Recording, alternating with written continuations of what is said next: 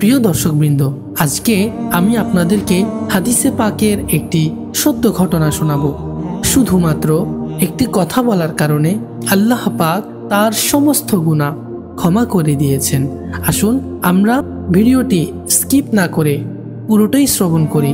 দুই ভাই ছিল, একজন নেককার, অপরজন গুনাহগার।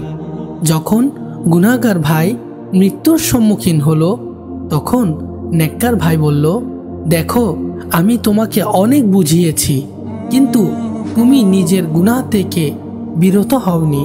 এখন বলো তোমার কি অবস্থা হবে?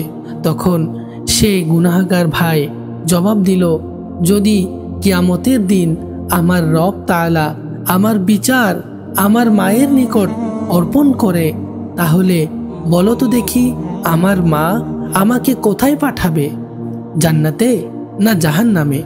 তখন নেককার ভাই বলল, মা তো অবশ্যই জান্নাতে পাঠাবে। গুনাহগার ভাই জবাব দিল, আমার রব তাআলা আমার মায়ের চেয়েও অধিক দয়ালু।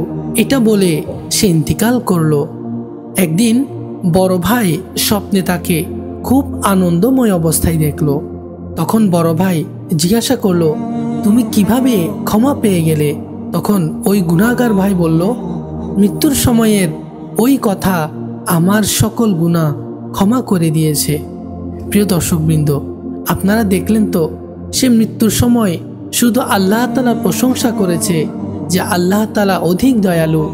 আজকে যদি আমরা আমাদের জীবদ্দশায় আমরা রবের প্রশংসা করি, রবের ইবাদত করি, তাহলে আল্লাহ পাক আমাদের সাথে কিরূপ আচরণ করবে?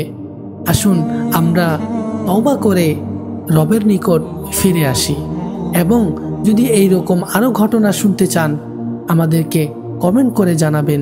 ইনশাআল্লাহ আপনাদের জন্য এইরকম শিক্ষণীয় ইসলামিক গল্প আপনাদেরকে উপহার দেব।